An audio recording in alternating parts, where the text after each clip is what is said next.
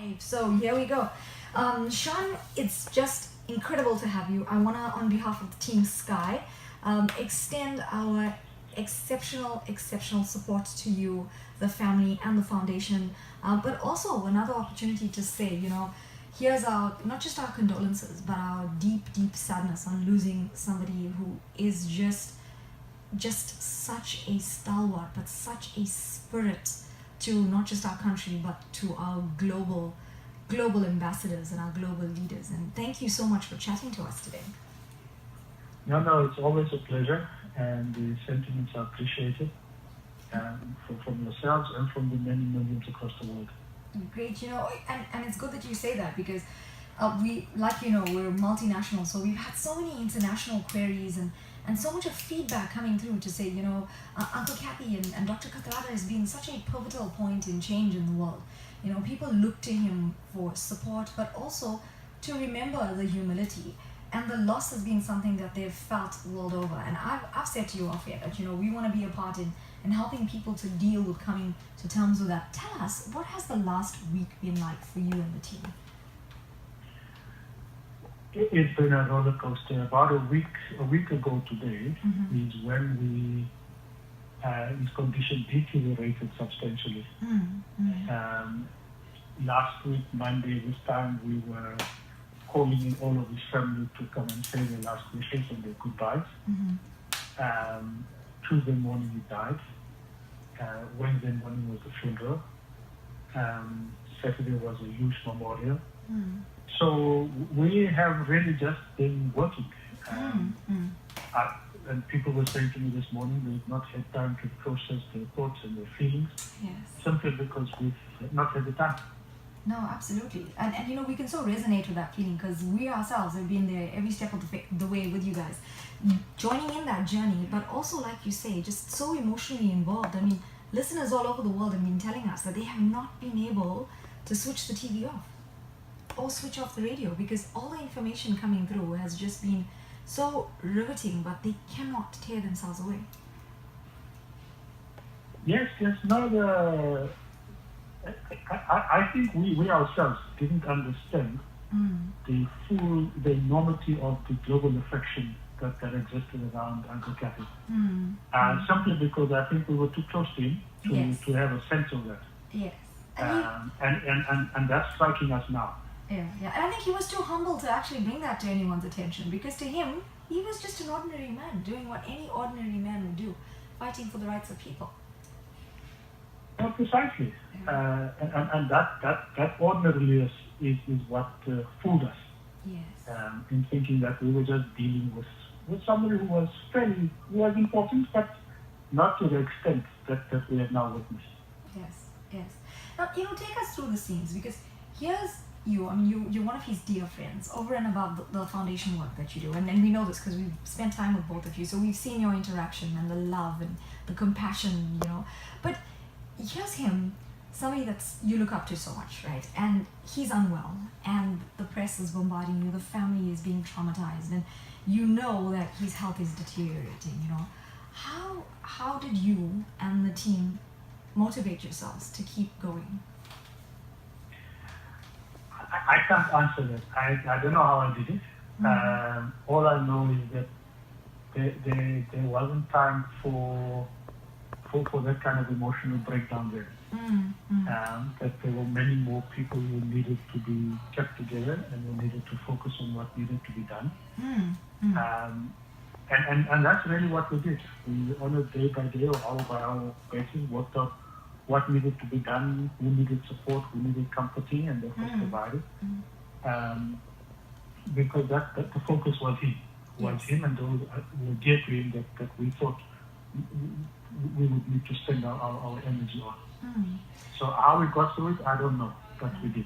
I know he'd be bringing the spiritual element if he was with us right now, saying that it's only through God's grace and, everybody else banding together, because that's what he was all about, always finding something that will unify everyone, bringing together the universality.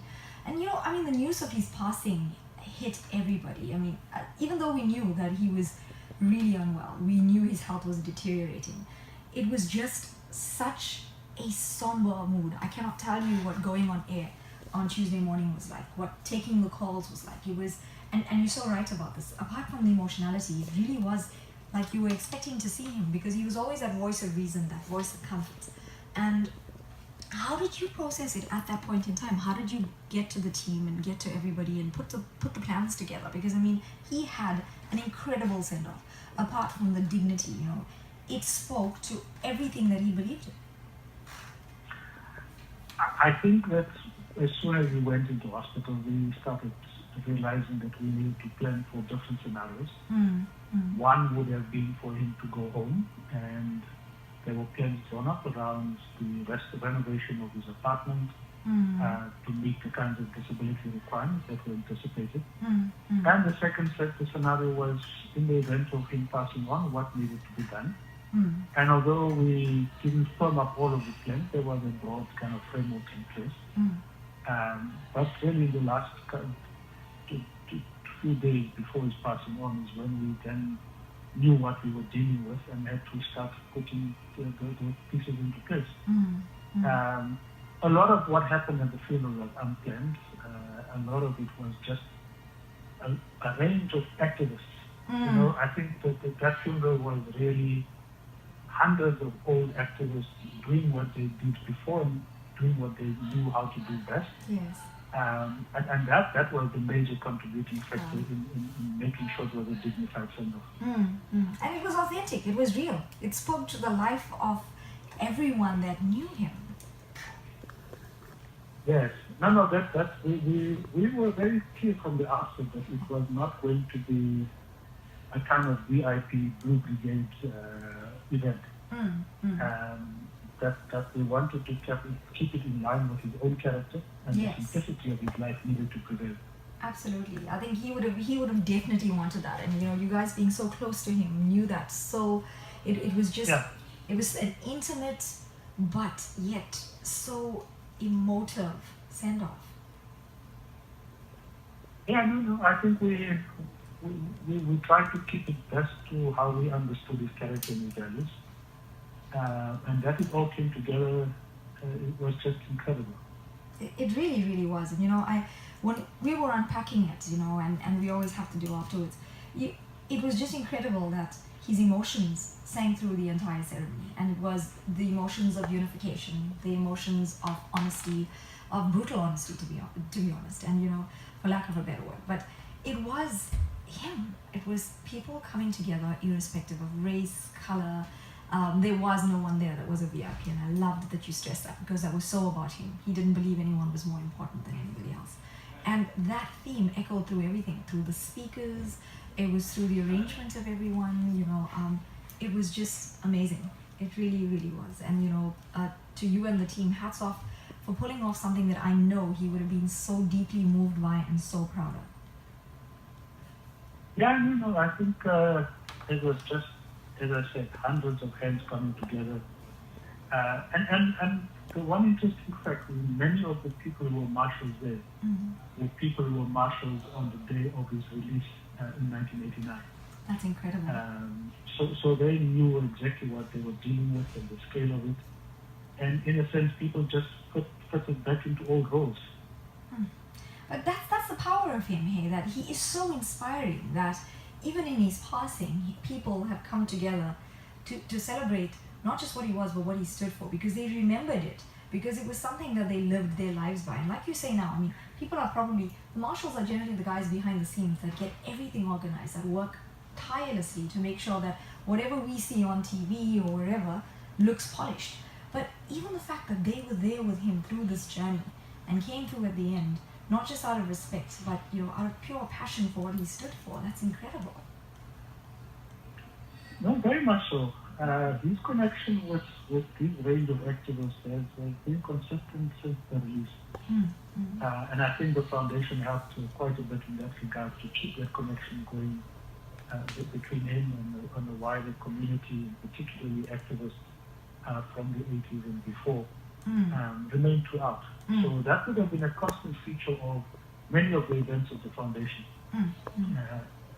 Kept that kind of family together, and I think it then helped tremendously on the day of the funeral. Yeah, and you use the correct word because it would be family, because that's how you regarded everyone that he came into contact with, the lives of the people that he moved, and even people that just wanted to know more, that were curious. You know, he regarded them all as friends and family.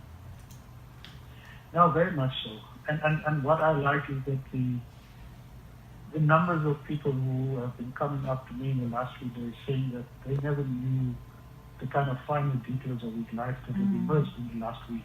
And we're very appreciative of the role that the media has played in ensuring that the full depth of his life and contribution has been understood much more than we would have been able to do as a foundation. And it's been so resonating, and you're absolutely right that they've taken the final details of his life and made sure that people accessed it and understood exactly why he did what he did and how many years of sacrifice it was. And you know, it's interesting because when he and I chatted about the sacrifice, he didn't think of it as so much of a sacrifice. You know, we'd refer it to as all the hours and times that he spent, even when he was underground, and he didn't. He felt it was an honor, a privilege, you know, and that for me really touched me. There again, the humility coming forward. Those are all part of his characteristics. You know, a life of service, a life of activism without any expectation of reward. Now, you know, that brings me to the next point, because here's the thing. In his passing, he was able to galvanize communities, leaders, internationally, we're not just speaking nationally, to come out and to talk about something that people were just too afraid to touch on. And how has that progressed over the last few days? Because here's the thing, today is Monday, everyone's talking about Black Monday. How has all of this catapulted to what we're finding today?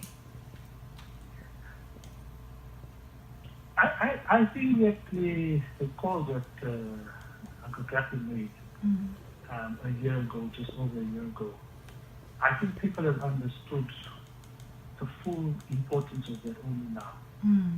And that those words had to be uttered at his funeral. I think it spurred people on to basically understand that they now need to take action themselves to try and make sure that wish of his is realized. So yes, I think both the funeral, the memorial service gave people a sense of confidence, revitalization of their own commitment. You know, the foundation, though we're not leading any kind of march or protest at this point in time. We are very supportive of what people are trying to do, so long as they are peaceful, they are well organized. What we are not in support of is nameless and faceless calls to action. You know, because that we think is the wrong thing to do. Absolutely. It can easily be, you can achieve the wrong results and can set things very, very badly. So long as I think all calls to action have a clearly identified face and a voice and an organizational identity, people are at liberty to then identify with it or not. But when it's nameless, you actually don't know who's calling it itself. Agreed. So we're cautious of that, whilst we support it of all of the other things that are underway. No, and it has to be ethical and responsible change. If we want to leave an imprint that's going to be something like Dr. Kathrada would have wanted, it has to be something that has been planned with careful consideration for everybody. Something that's going to be long-lasting, not just something fleeting that's going to be dangerous for everyone concerned. Now, you know, when I think about the way everything's played out over the last 7 days, I'm reminded that, you know, it's so much of him in terms of the visionary that he was. Because here's the thing, 1 year later, his words are still so resonating, they're still so relevant, so real, that it echoes the visionary that he really was. I mean, he wrote this letter a year ago, penned it down, sent it, because he knew that something had to be said. 1 year down the line, they're still so relevant. Those words, the themes, the salient factor of reaching out to doing the best for our country and what's needed for its people. I mean, that has to be something that cannot go unsaid. No, look, I mean, as I said, we are just heartened by the fact that Uncle Kathrada's words have now found resonance amongst hundreds of thousands of people in this country. And I think people have seen the funeral, they've seen the memorial service, they've heard the plea for people to be not passive about the erosion of their rights, and that the future of their country is in all of our collective hands. Absolutely. Now, one of the things that I loved so much about him was that he really did not believe that age was a constraint. He was still as impassioned and as fun-loving as he was 20 or 30 years ago. And I remember we sat at the table with him at SVET, and he said to us, "So tell me how I download the Skye Radio." And he was saying to you, "Take out your phone, let's download Skye Radio." But there was this exuberance about him at the time. And also, what was interesting was he saw my 2-year-old at the time, and he told me and related to the stories about missing children and it being the most crucial factor when he was imprisoned at the time. And I remember when the news of his passing had come up and they were scrolling on the website, scrolling sentiments and words of his that mattered, one of it came up. And that was what actually took me to break down, because it reminded me of that personal interaction that I had with him. It was overwhelming, but it was something so real. And that's been the hallmark of his life.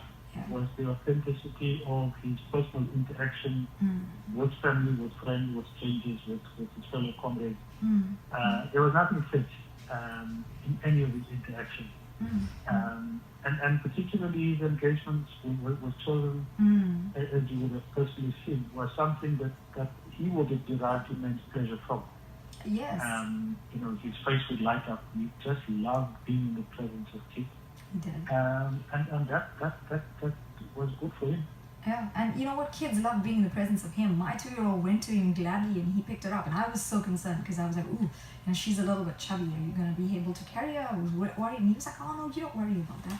And he insisted on carrying her and taking pics with her. And I thought, here's somebody who kids gravitate towards, because kids are always one of the best judges of character. They don't see anything except heart, So they had this amazing moment in the midst of all of us running around and enjoying all the excitement of being with Uncle Kathy. But there was the two of them having their own moment. And it just is exactly the person that he was, because he never touched a single life where he didn't create just space and time for that one person. But when they walked away, they felt so immensely moved or transformed in some way. And that was the strength of his character. It really was. To really make you feel good about the time spent with him, knowing that there would be limited opportunities for such things. But I think that he just drew positive stuff from every interaction with people from all walks of life. Now you've had innumerable moments with him. What stands out for you? I don't know. I was really have to talk. We'll go as long as you have amazing stories to tell, and I know you do. No, it was just the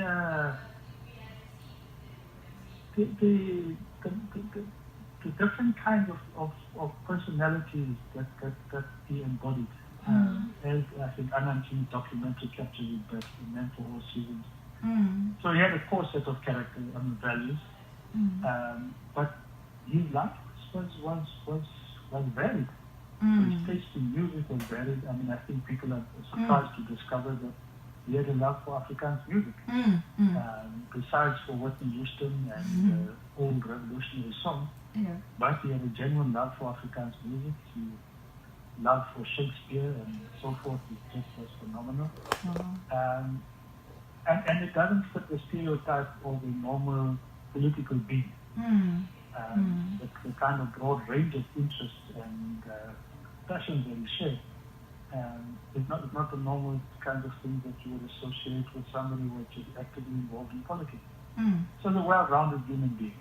And I saw that on different occasions, whether it was the arts, or whether it was culture, or whether it was just human interaction, was never just a very narrow focus on the politics of the day. And he took such joy in defying boundaries that challenged people's or constrained their creativity or their freedom. Yes. No, I think he loved particularly artwork and poetry from children.